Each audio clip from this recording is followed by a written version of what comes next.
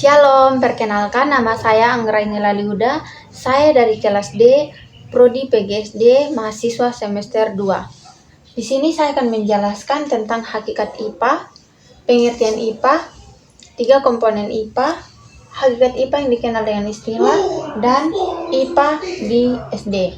IPA itu merupakan sekumpulan pengetahuan tentang objek dan fenomena alam yang diperoleh dari hasil pemikiran dan penyelidikan ilmuwan yang dilakukan dengan keterampilan eksperimen yang menggunakan metode ilmiah. Kemudian kita akan lanjut ke 3 komponen IPA. Yang pertama ada IPA sebagai produk, yang kedua IPA sebagai proses, dan yang ketiga IPA sebagai sikap. Nah, IPA sebagai produk ini mengacu pada hasil-hasil dari penelitian ilmiah yang mencakup pada fakta, konsep, prinsip, serta hukum yang ada di bidang sains.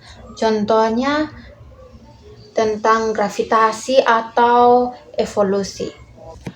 Nah, IPA sebagai proses ini merujuk pada metode dan langkah-langkah untuk memperoleh sebuah pengetahuan.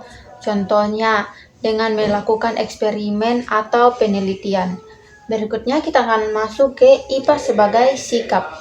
Nah, IPA sebagai sikap ini merujuk pada sikap atau perilaku kita tentang bagaimana saat kita itu melakukan eksperimen atau penelitian, kita menerapkan atau mencerminkan nilai-nilai ilmiah.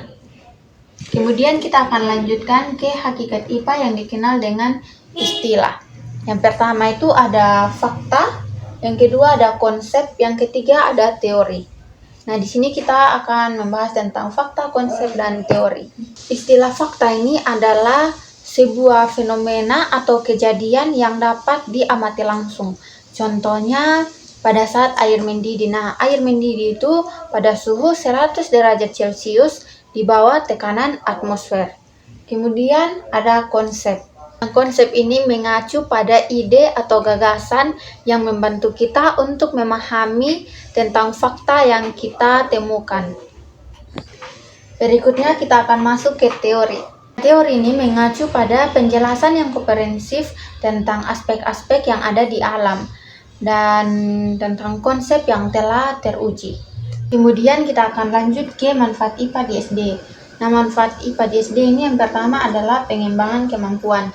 Dengan kita mengajarkan IPA di SD, kita membantu siswa untuk mengembangkan kemampuan mereka. Yang kedua adalah meningkatkan rasa ingin tahu.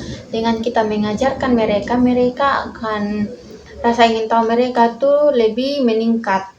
Yang ketiga adalah pemahaman tentang lingkungan. Nah, di mana pemahaman tentang lingkungan di sini karena kita menjelaskan tentang IPA yaitu ilmu pengetahuan alam. Jadi siswa akan lebih tahu banyak tentang lingkungan. Nah, di sini kita akan melanjutkan materi tentang penerapan pembelajaran ilmu pengetahuan alam berdasarkan teori Piaget dan teori dan model Brunner di sekolah dasar. Yang pertama kita akan masuk ke teori Piaget. Dalam teori Piaget ini ada beberapa tahap, yaitu tahap sensori motor, tahap pra-operasional, tahap operasional konkret, dan tahap operasional formal. Nah, tahap sensori motor ini ada pada saat anak berusia 0 sampai 2 tahun. Sedangkan tahap pra-operasional ada pada saat anak berusia 2 sampai 7 tahun. Sedangkan tahap operasional konkret ada pada saat anak berusia 7 sampai 11 tahun. Dan tahap operasional formal ini ada pada saat anak berusia 12 tahun ke atas. Nah, kemudian kita akan lanjut tentang penerapan teori Piaget dalam pembelajaran ilmu pengetahuan alam. Jadi dalam penerapannya itu siswa secara aktif akan membangun pengetahuannya sendiri. Kemudian kita akan masuk ke contoh pembelajaran IPA di sekolah dasar berdasarkan teori Piaget. Nah, dalam contoh ini siswa itu diberikan banyak pengalaman dari penggunaan inderanya. Kemudian kita akan masuk ke model Brunner dan penerapannya. Nah, kemudian kita akan masuk pada model belajar Brunner. Nah, model belajar Brunner ini adalah di mana siswa berperan sangat aktif dalam proses pembelajaran.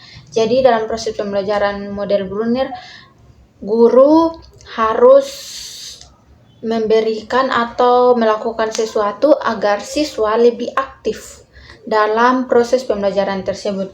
Kemudian contoh penerapan pembelajaran IPA di sekolah dasar berdasarkan model Brunner. Nah, guru itu menuntun siswa untuk menemukan informasi dan pengetahuan sendiri. Mungkin dengan cara guru menuntun mereka untuk melakukan pengamatan atau penelitian sehingga siswa bisa mengetahui atau memiliki serta mempunyai pengetahuan sendiri. Sekian penjelasan saya tentang teori Piaget dan model Brunner dalam penerapan ilmu pengetahuan alam di sekolah dasar. Nah, kita akan lanjut ke ranah tujuan pendidikan, yaitu kemudian kita akan lanjut ke ranah tujuan pendidikan atau taksonomi Bloom. Nah, dalam taksonomi Bloom itu ada 3 ranah, yaitu ranah kognitif, ranah psikomotor, dan ranah efektif. Di sini ranah kognitif ini membahas tentang keterampilan intelektual dan pengetahuan kita atau cara berpikir kita. Nah, ranah psikomotor ini membahas tentang keterampilan fisik kita. Sedangkan ranah efektif ini membahas tentang sikap atau nilai serta perasaan kita. Nah, sekian penjelasan saya tentang 3 ranah tersebut. Kemudian kita akan melanjutkan materi kita tentang pembelajaran abad 21. Dalam pembelajaran ini kita akan membahas tentang berpikir kritis, kreativitas, kolaborasi, serta komunikasi. Nah, berpikir kritis ini adalah kemampuan kita untuk menganalisis sebuah informasi serta melakukan pemecahan masalah. Kemudian ada kreativitas, di mana kreativitas ini membahas tentang kemampuan kita dalam menghasilkan ide-ide baru yang inovatif. Nah, kemudian kita akan masuk ke kolaborasi. Nah, kolaborasi ini adalah kemampuan kita untuk bekerja sama dengan orang lain.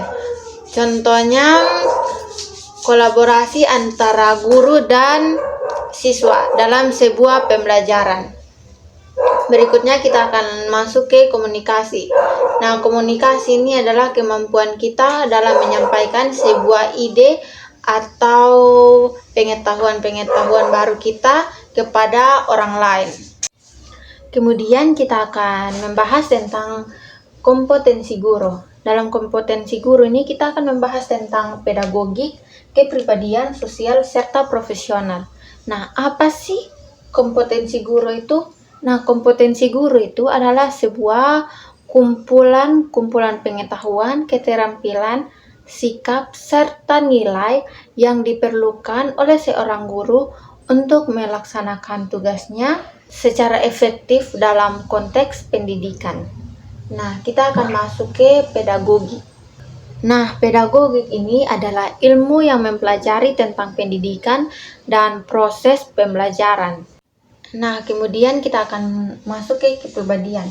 Nah, kepribadian ini adalah keseluruhan karakteristiknya kita, atau ini perasaan, emosi, sikap yang membedakan individu dengan individu lainnya. Contohnya, setiap orang itu memiliki kepribadian yang berbeda-beda atau sikap yang berbeda-beda, karakteristik yang berbeda-beda, sehingga seseorang tersebut dapat dibedakan dengan orang-orang lain atau individu-individu lainnya. Kemudian kita akan lanjut ke sosial. Nah, sosial ini adalah bagaimana kita membangun hubungan antara individu dengan individu lainnya atau dengan kelompok-kelompok lainnya. Contohnya dengan cara kita berkomunikasi, bersosialisasi, dan lain-lain.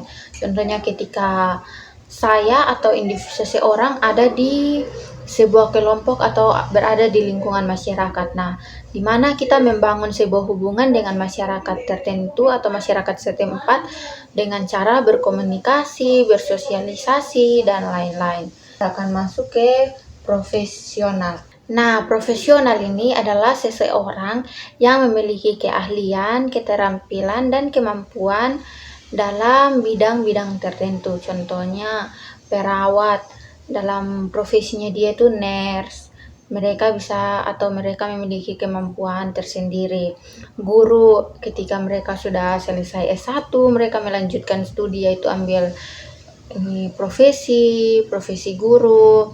Jadi guru tersebut bisa memiliki keahlian atau keterampilan tersendiri. Sekian penjelasan dari saya dari materi hakikat IPA sampai pada kompetensi guru. Saya berharap teman-teman dapat memahami penjelasan-penjelasan dari saya. Terima kasih banyak. Shalom.